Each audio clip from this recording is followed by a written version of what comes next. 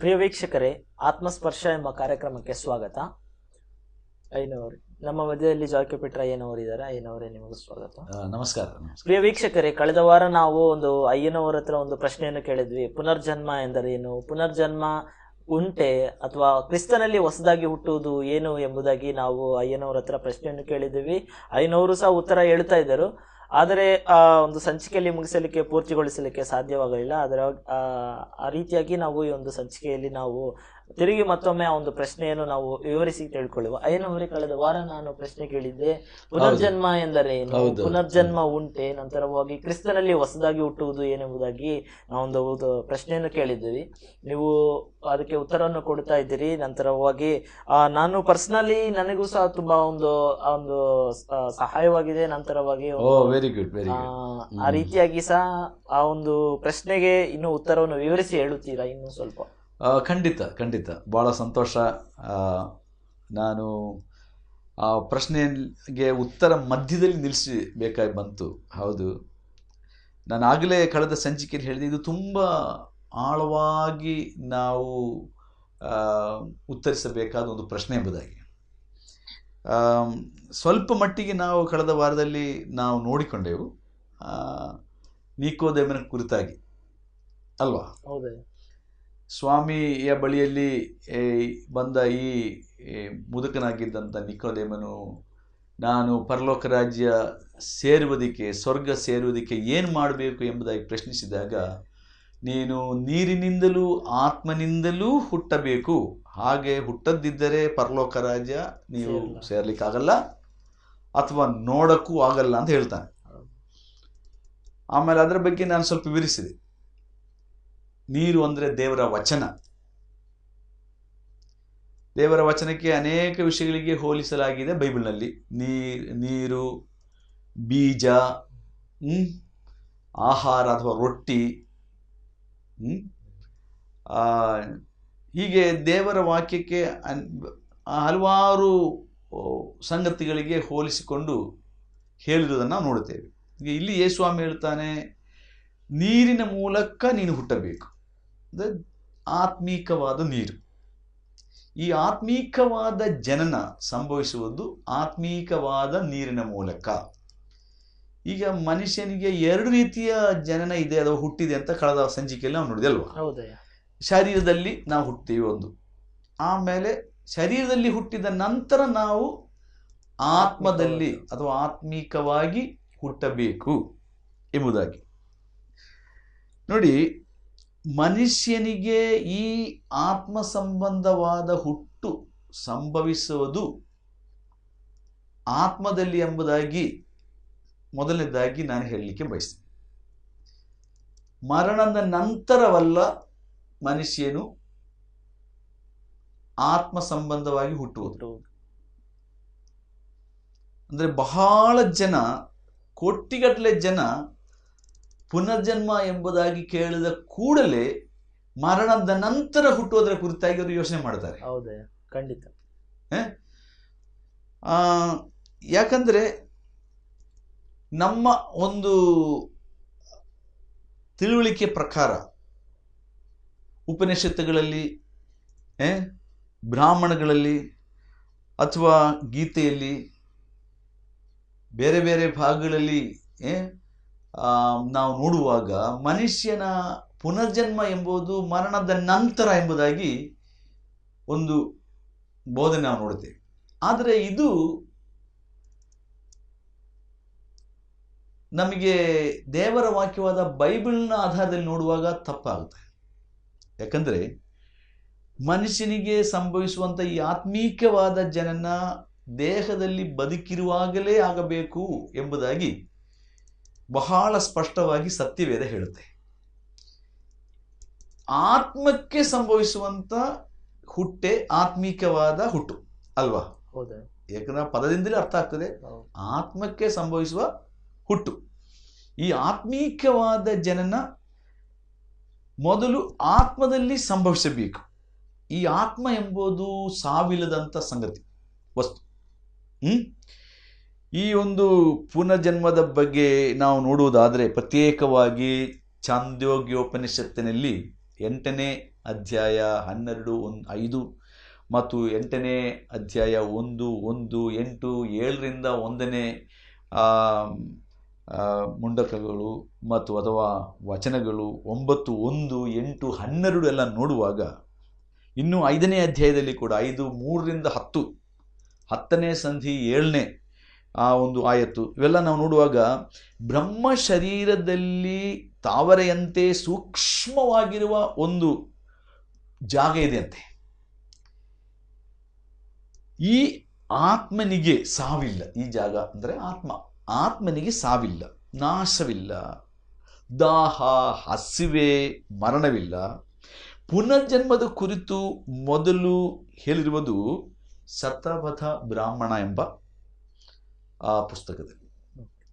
ಆದರೆ ಇದನ್ನು ವಿಶದವಾಗಿ ಅಥವಾ ವಿಶಾಲವಾಗಿ ನಾವು ಛಾಂದೋಗ್ಯೋಪನಿಷತ್ ಅಂತ ಉಪನಿಷತ್ನಲ್ಲಿ ನಾವು ನೋಡ್ತೀವಿ. ಮನುಷ್ಯನ ಆತ್ಮಕ್ಕೆ ಪುನರ್ಜನ್ಮ ಇದೆ ಅಂತ ಸ್ಪಷ್ಟವಾಗಿ ನಮಗೆ ಗೊತ್ತಾಗ್ತದೆ. ಯಾಕೆ ಮನುಷ್ಯನ ಆತ್ಮಕ್ಕೆ ಪುನರ್ಜನ್ಮ ಆಗಬೇಕು?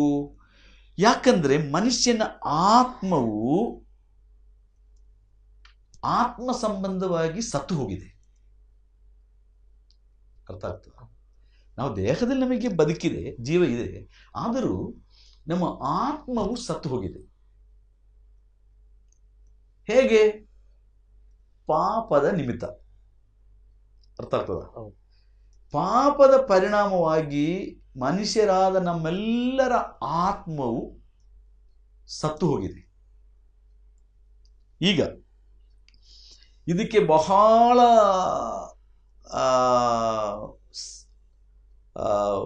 ಸರಿಯಾದ ಉತ್ತಮವಾದ ಒಂದು ಶ್ಲೋಕ ನಾವು ಅಧರ್ವವೇದದಲ್ಲಿ ನಾವು ನೋಡುತ್ತೇವೆ. ಅಲ್ಲಿ ನೋಡುವಾಗ ಪಾಪೋಹಂ ಪಾಪ ಕರ್ಮೋಹಂ ಪಾಪಾತ್ಮ ಪಾಪ ಸಂಭವ ತ್ರಾಹಿಮಾಂ ಪುಂಡರೀಕಾಕ್ಷ ಸರ್ವಯಜ್ಞೇಶ್ವರೋ ಹರಿ ಎಂಬುದಾಗಿ ನಾವು ನೋಡುತ್ತೇವೆ. ಇದರ ಅರ್ಥ ಮನುಷ್ಯರಾದ ನಾವೆಲ್ಲರೂ ಕೂಡ ಹುಟ್ಟಿನಿಂದಲೇ ಪಾಪಿಗಳು, ಕರ್ಮದಿಂದಲೂ ಪಾಪಿಗಳು. ಅದಕ್ಕೆ ಪಾಪೋಹಂ ಪಾಪ ಕರ್ಮೋಹಂ ಅಂತ ನಾವು ನೋಡುತ್ತೇವೆ. ಹುಟ್ಟುವಾಗಲೇ ನಾವು ಪಾಪಿಗಳು ಮತ್ತು ಕರ್ಮದ ಮೂಲಕವಾಗಿ ನಾವು ಪಾಪಿಗಳು ಅಂತ. ಪಾಪಂ ಚರತಿ ಎಂಬುದಾಗಿ ಗೀತೆಯಲ್ಲಿ ನಾವು ನೋಡ್ತೇವೆ, 3ನೇ ಅಧ್ಯಾಯ. ಅಂದರೆ ಪಾಪದಲ್ಲಿ ಚಲಿಸುವವರು, ನಡೆಯುವವರು, ಬದುಕುವವರೇ ನಾವು ಅಂತ, ಮನುಷ್ಯರಾದ ನಾವೆಲ್ಲರೂ. ತಾಯಿಯ ಗರ್ಭದಲ್ಲಿಯೇ ನಾವು ಪಾಪಿಗಳು, ಪಾಪಿಷ್ಟರು ಎಂಬುದಾಗಿ ಬೈಬಲಿನ ಸತ್ಯವೇದದ ಕೀರ್ತನೆ ಎಂಬ ಒಂದು ಪುಸ್ತಕ ಇದೆ ನೋಡ್ರಿ. ಅದರಲ್ಲಿ chapter 51 and verse 4 and 5 in Psalms, ಕೀರ್ತನೆ 51, 4 ಮತ್ತು 5ರಲ್ಲಿ ಕಿಂಗ್ ಡೇವಿಡ್, ದಾವೀದ ಅರಸ, ದೈವಭಕ್ತನಾಗಿದ್ದಂಥ ಈ ಅರಸ ತಾನು ರಚಿಸಿದಂಥ ಅನೇಕ ಕೀರ್ತನೆಗಳಲ್ಲಿ ಒಂದು ಕೀರ್ತನೆಯಲ್ಲಿ ಹೀಗೆ ಹೇಳ್ತಾನೆ. ಅಂದರೆ 51ರಲ್ಲಿ, ನಾನು ತಾಯಿಯ ಗರ್ಭದಲ್ಲಿಯೇ, ಅಂದರೆ ಇನ್ನು ನಾನು ಹುಟ್ಟಲಿಲ್ಲ, ನಾನು ಪಾಪಿಯಾಗಿದ್ದೀನಿ.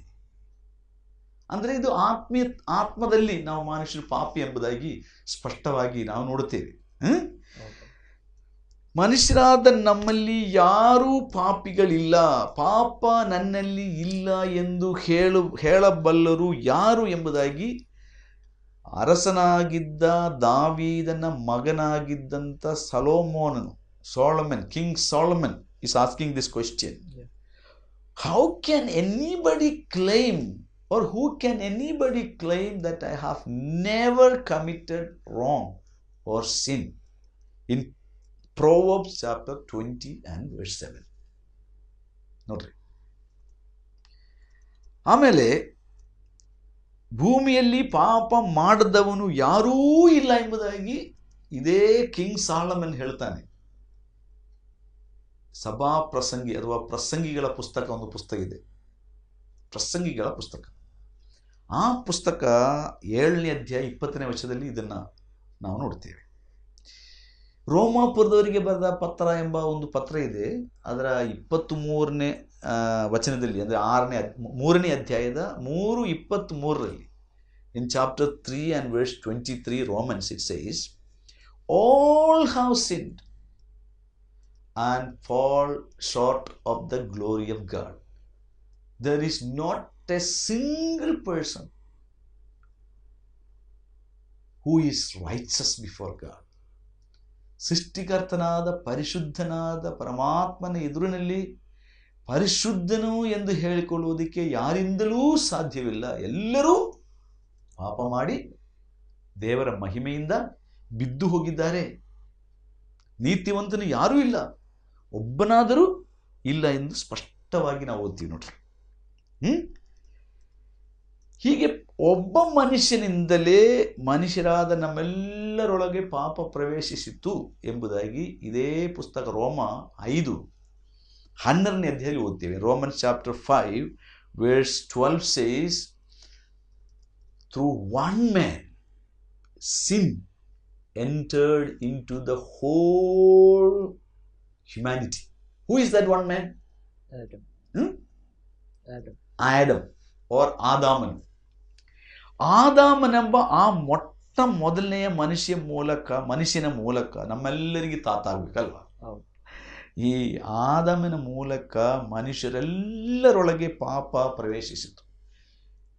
ಇದು ಹೇಗೆ ಎಂಬುದಾಗಿ ನಾವು ನೋಡುವಾಗ ನೋಡ್ರಿ, ಬೈಬಲ್ನ ಆದಿಕಾಂಡ ಎಂಬ ಪುಸ್ತಕ, ಮೊದಲನೇ ಪುಸ್ತಕ, ಸತ್ಯವೇದ ಮೊದಲನೇ ಪುಸ್ತಕ ಆದಿಕಾಂಡ, ಅದರ 2ನೇ ಅಧ್ಯಾಯದ 17ನೇ ವಚನದಲ್ಲಿ ನಾವು ನೋಡುವಾಗ, ಅಂದರೆ 2ನೇ ಅಧ್ಯಾಯದಲ್ಲಿ ಮನುಷ್ಯನ ಸೃಷ್ಟಿಯ ಬಗ್ಗೆ, ಮನುಷ್ಯನ ಆರಂಭದ ಬಗ್ಗೆ ನಾವು ಓದುತ್ತೇವೆ. ಮನುಷ್ಯ ಅಂದರೆ ಆದಾಮನ್ನು ಹೇಗೆ ಸೃಷ್ಟಿ ಮಾಡಿದ, ಮನುಷ್ಯ ಕುಲದ ಆರಂಭ. ಈ ಆದಾಮನನ್ನು ದೇವರು ಸೃಷ್ಟಿ ಮಾಡಿದಾಗ ಅವನಲ್ಲಿ ಪಾಪ ಎಂಬುದು ಇರಲೇ ಇಲ್ಲ. ದೇವರು ಅವನಿಗೆ ಒಂದು ಕಾನೂನು ಕೊಟ್ಟಿದ್ದ. ಅವನನ್ನು ಸೃಷ್ಟಿ ಮಾಡಿದ ನಂತರ ಅವನಿಗೂ ಮತ್ತು ಅವನ ದೇಹದಿಂದ ಉತ್ಪತ್ತಿಯಾದಂಥ ಹವಳಿಕೆ, ಅದು ಏನಂತ ಗೊತ್ತಾ ನಿಮಗೆ? ದೇವರು ಕೊಟ್ಟ ಕಾನೂನು ಏನ್ರಿ? ನೀವು ಎಲ್ಲ ವೃಕ್ಷಗಳ ಹಣ್ಣುಗಳನ್ನು ತಿನ್ನಬಹುದು, ಆದರೆ ತೋಟದ ಮಧ್ಯದಲ್ಲಿರುವ ಹಣ್ಣನ್ನು ತಿನ್ನಬಾರದು.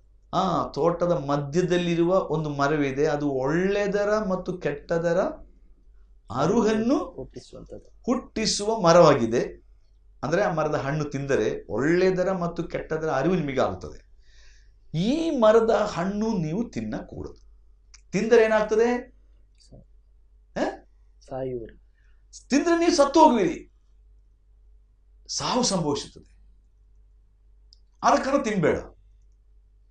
ಸೃಷ್ಟಿಕರ್ತ, ಹುಟ್ಟಿಸಿದ ದೇವರು ಹೇಳಿದ್ದುದು ಅಲ್ವಾ? ದೇಹದಲ್ಲಿ ಹುಟ್ಟಿಸಿದ ದೇವರು, ಜೀವ ಮತ್ತು ಆತ್ಮವನ್ನು ಕೊಟ್ಟ ದೇವರೇ ಹೇಳಿದ್ದು ಈ ಮೊದಲನೇ ದಂಪತಿಗಳಿಗೆ, ನೀವು ತಿಂದರೆ ಸತ್ತು ಹೋಗ್ತೀರ. ಅವರು ತಿಂದರೆ ಇಲ್ವಾ? ದೇವರ ಮಾತಿಗೆ ಏನಾದ್ರು ಅವಿಧೇಯರಾದರು. ಅದರ ಪರಿಣಾಮ ಏನಾಯ್ತು? ಮರಣ ಹುಟ್ಟಿತು. ಪಾಪ ಹುಟ್ಟಿತು, ಕರೆಕ್ಟ್. ಮರಣವೂ ಹುಟ್ಟಿತು, ಅಥವಾ ಮರಣವೂ ಸಂಭವಿಸಿತು. ಮರಣ, ಡೆತ್. ಮರಣ ಅಂದರೆ ಅರ್ಥ ಏನು? ನಿಮ್ಮ ವಿಷಯದಲ್ಲಿ ನಿಮ್ಮ ಅಭಿಪ್ರಾಯ ಏನು? ಮರಣ ಅಂದ್ರೆ ಅರ್ಥ ಏನು? ಕರೆಕ್ಟ್, ಬಹಳ ಸರಿಯಾಗಿ ಹೇಳಿದ್ದೀವಿ. By the way, you are study for engineering ಅಲ್ಲ? Oh, you are very smart. Yes, the meaning of death is separation ಅಲ್ವಾ? ಅಗಲುವಿಕೆ. ಅಂದರೆ ಆದಾಮನು ಮತ್ತು ಹವ್ವಳು, ಈ ಮೊದಲನೇ ದಂಪತಿಗಳು ದೇವರ ಮಾತು ಮೀರಿದಾಗ ಅವರ ದೇಹದಲ್ಲಿ ಮರಣ ಸಂಭವಿಸಲಿಲ್ಲ ಅಲ್ವಾ? ಆತ್ಮದಲ್ಲಿ ಮರಣ ಸಂಭವಿಸಿತು. ಮರಣ ಅಂದ್ರೆ ಅರ್ಥ ಏನು? ಅಗಲುವಿಕೆ. ಸೊ 2ನೇ ಅಧ್ಯಾಯದ 17ನೇ ವಚನ ಆದಿಕಾಂಡ ಓದುವಾಗ ಅವರಿಗೆ ಮರಣ ಸಂಭವಿಸಿದ್ರಿಂದ ಅವರು ತಮ್ಮನ್ನು ದೇವರ ಮಾತು ಮೀರಿದಾಗ ಮರಣ ಸಂಭವಿಸಿತು, ಅಗಲುವಿಕೆ ಸಂಭವಿಸಿತು. 3ನೇ ಅಧ್ಯಾಯ 6 ಮತ್ತು 7 ವಾಕ್ಯಗಳು ಓದುವಾಗ ಅದರ ಪರಿಣಾಮವಾಗಿ ಅವರಿಗೆ ದೇವರು ಶಾಪ ಕೊಡೋದ್ರ ಬಗ್ಗೆ ನಾವು ಓದ್ತೇವೆ. ಅವರು ತೋಟದಲ್ಲಿ ಇದ್ದ ಮರಗಳ ಪೊದೆಯಲ್ಲಿ ಮರೆಯಲ್ಲಿ ಆವತ್ತುಕೊಂಡಿದ್ರು, ಅಡಗಿಕೊಂಡ್ರು ಅಲ್ವಾ, ಬಚ್ಚಿಟ್ಕೊಂಡ್ರು. ಯಾಕಂದ್ರೆ ಭಯ ಆಯ್ತು, ಅವರಿಗೆ ನಾಚಿಕೆ ಆಯ್ತು. ಅದಕ್ಕೆ ಮುಂಚೆ ಅವರಿಗೆ ಅದನ್ನು ಇರಲಿಲ್ಲ, ಭಯ ಇರಲಿಲ್ಲ, ಹೆದರಿಕೆ ಇರಲಿಲ್ಲ.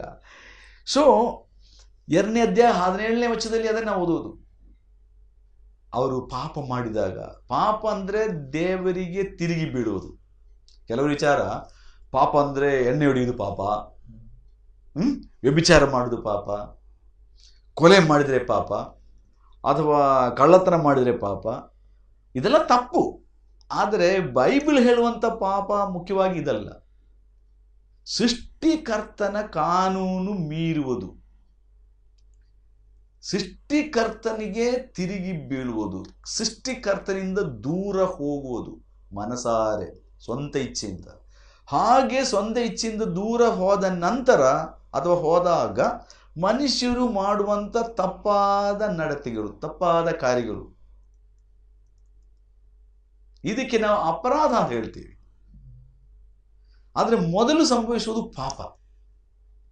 ಪಾಪ ಬೇರೆ, ಅಪರಾಧ ಬೇರೆ. ಈಗ ಉದಾಹರಣೆಗೆ ಎಫೆಸ ಪತ್ರ ನೋಡ್ರಿ, ಎಫೆಸ ಪತ್ರ 2ನೇ ಅಧ್ಯಾಯ 1ನೇ ವಚನ ಓದ್ರಿ. Ephesians chapter 2 and verse 1. Ephesians chapter 2 and verse 1, where Paul is very clearly saying about one thing. ಆತನು ಅಪರಾಧಗಳ ಮತ್ತು ಪಾಪಗಳ ದೆಸೆಯಿಂದ ಸತ್ತವರಾಗಿದ್ದ ನಿಮ್ಮನ್ನು ಸಹ ಬದುಕಿಸಿದನು. ನೀವು ಪೂರ್ವದಲ್ಲಿ, ಸಾಕು. ಆತನು ಅಂದ್ರೆ ಇಲ್ಲಿ ಆತನು ಅಂದ್ರೆ ಯಾರ ಬಗ್ಗೆ ಬರ್ತದೆ? ಯೇಸು ಕ್ರಿಸ್ತನ ಬಗ್ಗೆ. ಯೇಸು ಕ್ರಿಸ್ತನು ನಮ್ಮನ್ನು ಪುನಃ ಬದುಕಿಸಿದನು, 2ನೇ ಸಲ ಬದುಕಿಸಿದನು. ನಮ್ಮ ಪ್ರಶ್ನೆ ಏನು? ಪುನರ್ಜನ್ಮ, ಹೊಸದಾಗಿ ಹುಟ್ಟುವುದು, 2ನೇ ಬಾರಿ ಹುಟ್ಟುವುದರ ಕುರಿತಾಗಿ ನಾವು ಮಾತಾಡ್ತಾ ಇದೀವಿ ಅಲ್ವಾ. ಈಗ ಇಲ್ಲಿ ಬರ್ತದೆ 2ನೇ ಬಾರಿ ನಮ್ಮನ್ನು ಹುಟ್ಟಿಸಿದ್ದಾನೆ ಯೇಸು ಕ್ರಿಸ್ತನು. ಹೇಗೆ? ಅದು ಆತ್ಮ ಸಂಬಂಧವಾಗಿ. ಅದು ಹೇಗೆ? ಇಲ್ಲಿ ಅದಕ್ಕೆ ನಮ್ಮ ಪೂರ್ವದ ಕುರಿತಾಗಿ, ನಮ್ಮ ಹಿಂದಿನ ಜೀವನದ ಕುರಿತಾಗಿ ಅಲ್ಲಿ ಬರ್ತದೆ ಅಲ್ವಾ. ನೀವು ಹಿಂದೆ ಹೇಗಿದ್ದವರು? ಪಾಪಗಳ ಮತ್ತು, ನೋಡ್ರಿ ವಾಕ್ಯ, ಪಾಪಗಳ ಮತ್ತು ಅಪರಾಧಗಳ ಪಾಪಗಳ ಮತ್ತು ಅಪರಾಧಗಳ ದೆಸೆಯಿಂದ ಸತ್ತವರು, ಸಾವು ಅಲ್ವಾ. ಆ ಪಾಪ ಮತ್ತು ಅಪರಾಧ ಈ 2 ಕಾರಣಗಳಿಂದ ನಾವು ಸತ್ತವರಾಗಿದ್ದೇವೆ. ಸತ್ತವರಂದ್ರೆ ದೇವರಿಂದ ಅಗಲಿ ಹೋದವರು, ದೇವರಿಂದ ದೂರ ಹೋದವರು. ಪಾಪ ಎಂಬುದು ನಮ್ಮ ಹುಟ್ಟುಗುಣ, ಅಪರಾಧ ಎಂಬುದು ಹುಟ್ಟುಗುಣದ ಪರಿಣಾಮ. ಅರ್ಥ ಆಗ್ತದ್ರಿ? ಈಗ ಉದಾಹರಣೆ, ನಿಮಗೆ ಜ್ವರ ಬಂದಂತ ಇಟ್ಕೊಳ್ಳಿ. ನಿಮಗೆ ಜ್ವರ ಆದಾಗ ನಿಮ್ಮ ಮೈ ಮುಟ್ಟಿದ್ರೆ ಏನಾಗ್ತದೆ? ಬಿಸಿಯಾಗಿರ್ತದೆ. ಬಿಸಿಯಾಗಿದ್ದು ಜ್ವರದ ಒಂದು ಪರಿಣಾಮ. ಆದರೆ ಬಿಸಿ ನಮ್ಮ ಮೈಯಲ್ಲಿ ಗೊತ್ತಾಗೋದಕ್ಕೆ ಮೊದಲು ನಿಮ್ಮ ಒಳಗಡೆ ಏನೋ ಹೆಚ್ಚು ಕಡಿಮೆ ಆಗಿದೆ ಅಲ್ವಾ. ಈ ಒಳಗಡೆ ಹೆಚ್ಚು ಕಡಿಮೆ ಆಗಿದ್ದಕ್ಕೆ ನಿಜವಾಗಿ ಹೇಳ್ಬೇಕಾದ್ರೆ ಜ್ವರ, ಕರೆಕ್ಟ್? ಅದರ ಒಂದು ಪರಿಣಾಮ, ಅದರ ಒಂದು ರಿಸಲ್ಟು ನಮ್ಮ ಶರೀರ ಮುಟ್ಟಿದಾಗ ನಮಗೆ ಬಿಸಿ ಆಗ್ತದೆ. ಕೆಲವರು ವಾಂತಿ ಮಾಡ್ಕೊಳ್ತಾರೆ ಅಲ್ವಾ, ಕೆಲವರಿಗೆ ತುಂಬಾ ತಲೆನೋವಾಗ್ತದೆ. ಹೀಗೆ ಬೇರೆ ಬೇರೆ ಗುರುತುಗಳಿವೆ. ಈಗ ಒಳಗಡೆ ಜ್ವರ ಆಗಿದ್ದಕ್ಕೆ ಗುರುತಷ್ಟೇ ಮೈ ಬಿಸಿ ಆಗಿದ್ದು. ಕೆಲವೊಮ್ಮೆ ಒಳಗಡೆ ತುಂಬಾ ಜ್ವರ ಇರ್ತದೆ, ಹೊರಗಡೆ ಹೆಚ್ಚು ಬಿಸಿ ಇರಲ್ಲ, ಕರೆಕ್ಟ್ ಅಲ್ಲ? ಅದಕ್ಕೆ ರಕ್ತ ಪರೀಕ್ಷೆ, ಆ ಪರೀಕ್ಷೆ, ಈ ಪರೀಕ್ಷೆ ಎಲ್ಲ ಮಾಡಬೇಕಾಗುತ್ತೆ. ಅಂದ್ರೆ ನಾನು ಹೇಳೋದು, ಪಾಪ ಎಂಬುದು ಆತ್ಮದಲ್ಲಿ ಸಂಭವಿಸಿತು. ಅದರ ಪರಿಣಾಮವಾಗಿ ದೇಹದ ಮೂಲಕವಾಗಿ ಕೆಟ್ಟ ಕೃತ್ಯಗಳು ಇವತ್ತು ಮನುಷ್ಯ ಮಾಡ್ತಾರೆ. ಈ ಕೆಟ್ಟ ಕೃತ್ಯ ಮಾಡೋದಕ್ಕೆ ಒಂದು ಕಾರಣ ಒಳಗಡೆ ಸಂಭವಿಸಿದೆ ಅಂತ ಅರ್ಥ ನಾನು ಹೇಳೋದು. ತೆಂಗಿನ ಮರ ಗೊತ್ತಲ್ಲ ನಿಮಗೆ? ನಮ್ಮ ಮಂಗಳೂರಿನಲ್ಲಿ ಬಹಳ ತೆಂಗಿನ ಮರ ಇದೆ. ಎಲ್ಲ ಕಡೆ ನಮ್ಮ ಕರ್ನಾಟಕದಲ್ಲಿ ಎಲ್ಲ ಕಡೆ ಇದೆ ತೆಂಗಿನ ಮರಗಳು. ಅಂದ್ರೆ ತೆಂಗಿನ ಮರದಲ್ಲಿ ತೆಂಗಿನಕಾಯಿ ಹುಟ್ಟುತ್ತೆ ಅಲ್ವಾ? ಮಾವಿನಕಾಯಿ ಹುಟ್ಟುತ್ತಾ? ಇಲ್ಲ. ಯಾಕೆ? ತೆಂಗಿನ ಮರ. ತೆಂಗಿನ ಮರ ಆಗ್ಲಿ ಕಾರಣ ಏನು? ತೆಂಗಿನ ಬೀಜ. ತೆಂಗಿನ ಮರ ಆಗ್ಲಿ ಕಾರಣ ಏನು? ತೆಂಗಿನ ಬೀಜ. ತೆಂಗಿನಕಾಯಿ ಎಂಬ ಬೀಜ ನೆಟ್ಟದಕ್ಕೆ ತೆಂಗಿನ ಮರ ಹುಟ್ಟಿ ಆಗಿದೆ ಅಲ್ವಾ? ತೆಂಗಿನ ಮರ ಬೆಳೆದ ಮೇಲೆ ತೆಂಗಿನ ಮರದಲ್ಲಿ ಏನು ಹುಟ್ಟುತ್ತೆ? ತೆಂಗಿನಕಾಯಿ. ಮಾವಿನಕಾಯಿ ಹುಟ್ಟುತ್ತಾ? ಯಾಕೆ ಹುಟ್ಟಲ್ಲ ಅಂದ್ರೆ ಬೀಜ ತೆಂಗಿನಕಾಯಿ, ಬೀಜ ತೆಂಗಿನಕಾಯಿ. ಈಗ ಕೆಲವೊಮ್ಮೆ ಒಳ್ಳೆ ಸಮಾರಂಭಗಳು ಬಂದಾಗ ಕೆಲವರು ಮನೆ ಮುಂದೆ, ಬಿಲ್ಡಿಂಗಿನ ಮುಂದೆ ಎಲ್ಲ ತೆಂಗಿನ ಗೊಂಜು ಕಟ್ಟಿ ಹಾಕ್ತಾರೆ. ಕೆಲವೊಮ್ಮೆ ಬಾಳೆ ಗೊಂಜು ಕಟ್ಟಿ ಹಾಕ್ತಾರೆ ಅಲ್ವಾ?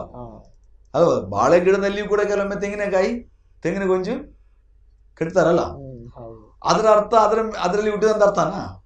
ಇಲ್ಲಿ ಕ್ರಿಸ್ಮಸ್ ಟ್ರೀ ಗೊತ್ತಲ್ಲ ನಿಮಗೆ? ಕ್ರಿಸ್ಮಸ್ ಟ್ರೀ ಅಂತ ಹೇಳ್ಬಿಟ್ಟು ಜನ ಹಿಂದಿನ ಕಾಲದಲ್ಲಿ ಅಲ್ಲೆಲ್ಲ ಬೇರೆ ಬೇರೆ ಬೇರೆ ಹಣ್ಣುಗಳು ನೇತು ಹಾಕ್ತಾ ಇದ್ರು, ಕಟ್ಟಿ ನೇತು ಹಾಕ್ತಾ ಇದ್ರು ಅಲ್ವಾ? ಆ ಮರದಲ್ಲಿ ಕೆಲವೊಮ್ಮೆ ಎಲ್ಲ ಹಣ್ಣುಗಳು ಬೆಳೀತದೆ ಕಾಣುತ್ತೆ. ಅದರ ಅರ್ಥ ಆ ಮರದಲ್ಲಿ ಹುಟ್ಟಿದ ಅರ್ಥನಾ? ಅಲ್ಲ. ಹೀಗೆ ನಾನು ಹೇಳೋದ್ರ ಅರ್ಥ,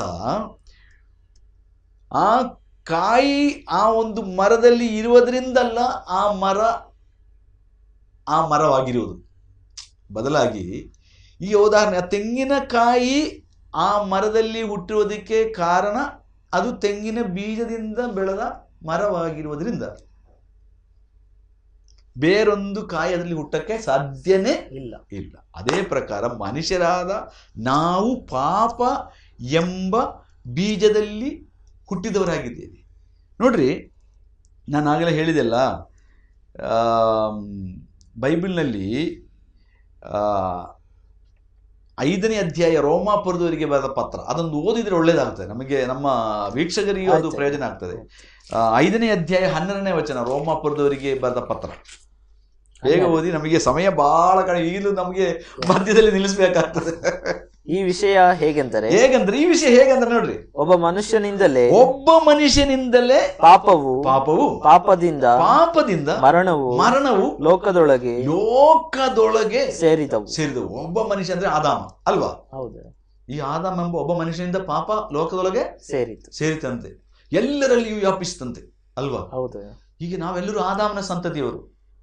ಯಾವ ಜಾತಿ, ಯಾವ ಧರ್ಮ, ಯಾವ ಮತ, ಯಾವ ಬಣ್ಣ, ದೇಶ ಅಂತ ಹೇಳಿದ್ರು ಕೂಡ ಮನುಷ್ಯರೆಲ್ಲರೂ ಒಬ್ಬ ತಂದೆ ತಾಯಿಯಿಂದ ಹುಟ್ಟಿದವರೇ. ಇದು ಮನುಷ್ಯರಿಗೆ ಗೊತ್ತಿಲ್ಲ ನೋಡ್ರಿ ಬಹಳ ಜನರಿಗೆ. ಅದಕ್ಕೆ ಕಚ್ಚಾಡ್ತಾರೆ, ಕೊಂದಾಕ್ತಾರೆ, ಎಲ್ಲ ರೀತಿಯಲ್ಲಿ ಮನುಷ್ಯರು ಇವತ್ತು ಬಹಳ ಮನುಷ್ಯರು ವಿರೋಧವಾಗಿ ಮಾಡ್ತಾ ಇರೋದಕ್ಕೆ ಕಾರಣ ಮನುಷ್ಯನು ಯಾರಂತ ಮನುಷ್ಯನಿಗೆ ಗೊತ್ತಾಗ್ತಾ ಇಲ್ಲ.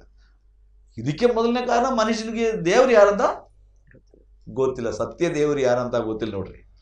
ಸೊ ಸತ್ಯದೇವರ ವಾಕ್ಯವಾದ ಸತ್ಯವೇದು ನಮಗೆ ಸ್ಪಷ್ಟವಾಗಿ ಹೇಳುವುದೇನೆಂದರೆ, ಮನುಷ್ಯರಾದ ನಾವೆಲ್ಲರೂ ಪಾಪಿಗಳು. ಆ ಒಬ್ಬ ಮನುಷ್ಯನಾದ ಆದಾಮನ ನಿಮಿತ್ತವಾಗಿ ನಾವೆಲ್ಲರೂ ಪಾಪಿಗಳಾಗಿ ಹುಟ್ಟಿದ್ದರಿಂದ ನಮಗೆ ಆತ್ಮದಲ್ಲಿ 2ನೇ ಜನ್ಮ ಬೇಕೇ ಬೇಕು. ಈ ಜನ್ಮ ಯಾರ ಮೂಲಕ ಅಂತ 6ನೇ ಅಧ್ಯಾಯ ರೋಮಾಪುರದವರಿಗೆ ಬರೆದ ಪತ್ರ 6:23ನೇ ವಚನ ನಾವು ಓದಿ ಇವತ್ತಿನ ಈ ಒಂದು ಸಂಚಿಕೆ ನಾವು ಮುಕ್ತಾಯಗೊಳಿಸುವ. ಯಾಕಂದರೆ ಪಾಪವು ಕೊಡುವ ಸಂಬಳ ಮರಣ. ಆಮೇಲೆ ದೇವರ ಉಚಿತಾರ್ಥ ವರವು, ನೋಡ್ರಿ, ದೇವರ ಉಚಿತಾರ್ಥ ವರವು ನಮ್ಮ ಕರ್ತನಾದ ಕ್ರಿಸ್ತ ಯೇಸುವಿನಲ್ಲಿರುವ ನಿತ್ಯ ಜೀವ ಅಂದ್ರೆ ಮೋಕ್ಷ. ಹಾಗಾದ್ರೆ ಮೋಕ್ಷ, ಸ್ವರ್ಗ ಯಾರ ಮೂಲಕ? ಯೇಸು ಕ್ರಿಸ್ತನ ಮೂಲಕ. ಪಾಪವು ಕೊಡುವುದು ಅಥವಾ ಪಾಪದ ಪರಿಣಾಮ ಮರಣ, ದೇವರಿಂದ ಅಗಲುವಿಕೆ, ಸ್ವರ್ಗದಿಂದ ದೂರ ಆಗುವುದು. ಆದರೆ ಸ್ವರ್ಗ ಪ್ರಾಪ್ತಿ ಆಗುವುದಕ್ಕೆ ಯಾರಲ್ಲಿ ನಂಬಿಕೆ ಇಡಬೇಕು? ಕ್ರಿಸ್ತ ಯೇಸುವಿನಲ್ಲಿ. ಇದು ಉಚಿತ, ಅಂದ್ರೆ 1 ನಯಾ ಪೈಸಾ ಖರ್ಚು ಇಲ್ಲ. ಆದರೆ ಮನುಷ್ಯರು ಇವತ್ತು ಇದನ್ನು ನಂಬುತ್ತಾ ಇಲ್ಲ. ನಂಬಿ ಹೃದಯದೊಳಗೆ ಈ ಸತ್ಯವನ್ನು ಸ್ವೀಕಾರ ಮಾಡಿಕೊಳ್ಳುವಾಗ ಅವನಿಗೆ ಮೋಕ್ಷ ಆಗ್ತದೆ.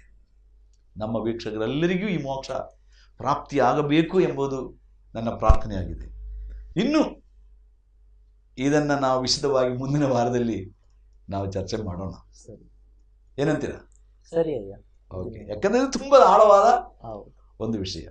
ದೇವರು ನಿಮ್ಮೆಲ್ಲರನ್ನು ಆಶೀರ್ವದಿಸಲಿ.